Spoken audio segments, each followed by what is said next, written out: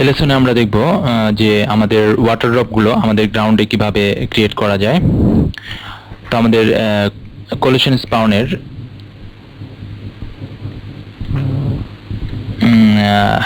Inherited আমরা 20 এবং variation আমরা 10 করে দিব। এবার আমরা আমাদের কোলিশনের স্পাউনের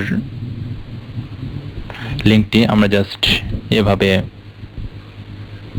আমাদের আইকন কার্যার আইকনটি ঠিক এই আকার ধারণ করলে আমরা জাস্ট ড্র্যাগ করে এপাশে এভাবে আমাদের লিঙ্কগুলো আমরা মুভ করাতে পারবো। এরপর আমরা নতুন একটি ইভেন্ট ক্রিয়েট করব। আমরা ব্ল্যাঙ্ক প্লেসে রাইট বাটন ক্লিক করে নিউ অপারেটর ইভেন্ট হতে স্পিড বাই আইকন ক্লিক করব। আমরা নতুন একটি ইভেন্ট পেলাম। এবার আমরা ইভেন্ট 01 এর ডিসপ্লেটিকে জাস্ট এভাবে ড্র্যাগ করে আমাদের পিএফ সোর্স 01 এর এইভাবে ছেড়ে দিব।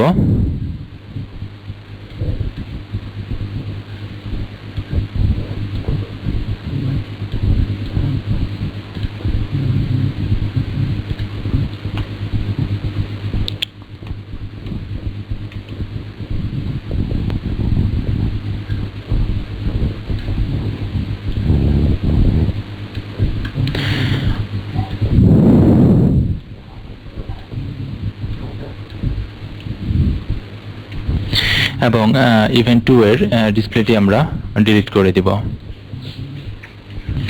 এবার আমরা কোলিশন স্পাউনের সাথে আমাদের ইভেন্ট স্পিড আইকনের লিংক করিয়ে দিব।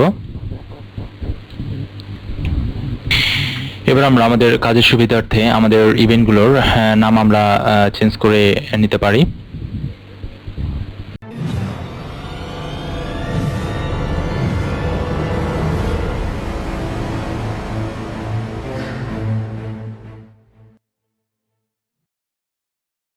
প্রথম ইভেন্টটিকে আমরা রিনেম করব।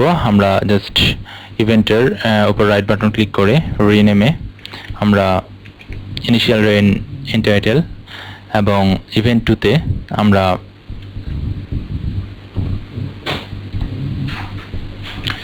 ফার্স্ট স্প্ল্যাশ কলিশন আমরা ইভেন্ট দুটির নাম চেঞ্জ করে প্রথম ইভেন্টের নাম আমরা ইনিশিয়াল রেইন এন্টাইটেল এবং সেকেন্ডটির নাম আমরা ফার্স্ট স্প্ল্যাশ কলিশন দিয়ে দিব।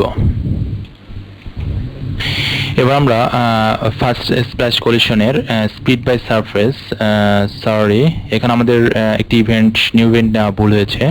তো এখানে আমরা জাস্ট এভাবে ড্র্যাগ করে আমাদের ইভেন্টটিকে আমরা আনলিঙ্ক করে আমাদের ইভেন্টটিকে আমরা জাস্ট ডিলিট করে দিব।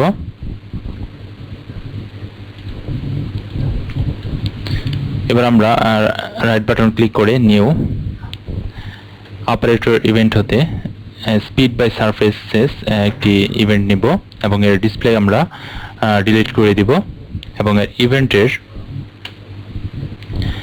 কে আমরা রিনেম করে দিব।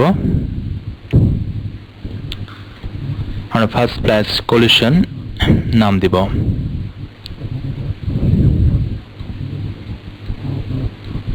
এবং আমাদের ফার্স্ট স্প্ল্যাশ কলিশনের সাথে এন্টাইটেল আমরা ইনিশিয়াল রেইন এন্টাইটেল এবং ফার্স্ট স্প্ল্যাশ কলিশনের সাথে আমরা লিংক করে দিব। এবার আমরা স্পিড বাই সারফেসে ক্লিক করে লিস্ট বাই নেম থেকে আমরা স্পিয়ার সিলেক্ট করে দিব। এবার আমরা ফার্স্ট স্প্ল্যাশ কলিশনের উপর রাইট বাটন ক্লিক করে অ্যাপেন্ড টেস্ট হতে কলিশন এবং পুনরায় অ্যাপেন্ড টেস্ট হতে কলিশন স্পাউন দুটি নতুন ইভেন্ট আমরা নিব।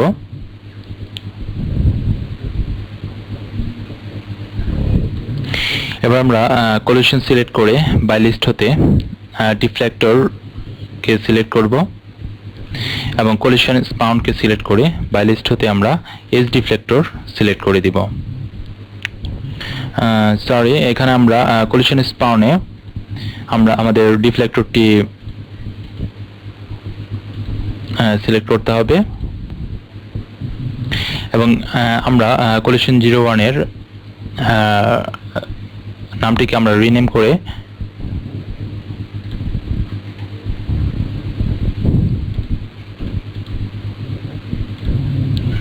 আমরা কলিশন 01 এর নাম রিনেম করে আমরা স্পিয়ার কলিশন এবং কলিশন স্পাউনের কে আমরা রিনেম করে গ্রাউন্ড কলিশন নাম দিব। তো এখান থেকে আমরা স্পিয়ার কলিশনের এখানে আমাদের স্পিয়ার কলিশনে আমাদের সিলেক্ট করতে হবে এজ ডিফ্লেক্টরকে এবং গ্রাউন্ড কলিশনে আমরা ডিফ্লেক্টরকে আমরা সিলেক্ট করব। তো এবার আমরা আমাদের অ্যানিমেশনটি লক্ষ্য করি।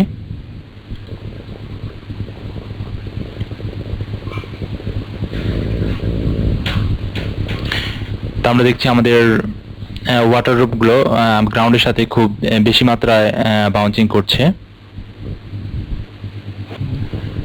তো আমাদের এই ওয়াটার ড্রপগুলোকে বাউন্সিংগুলো কন্ট্রোল করার জন্য আমরা আমাদের পার্টিকেল ভিউতে যাব এবং স্পিড বাই সারফেস সিলেক্ট করে এর স্পিড 8 এবং ভেরিয়েশন আমরা 20 এবং ডাইভারজেন্স আমরা 180 করে দেব। তো এবার আমরা আমাদের অ্যানিমেশনটি লক্ষ্য করি। তো আমরা দেখতে পাচ্ছি আগের তুলনায় আমাদের বাউন্সিংটি আমরা অনেক কন্ট্রোল করতে পেরেছি।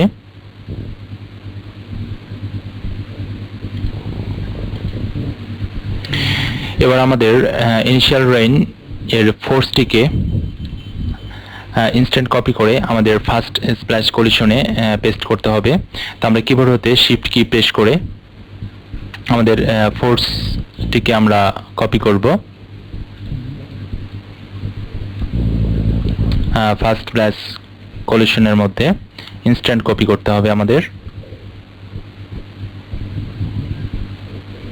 তো এবার আমরা আমাদের অ্যানিমেশনটি লক্ষ্য করি।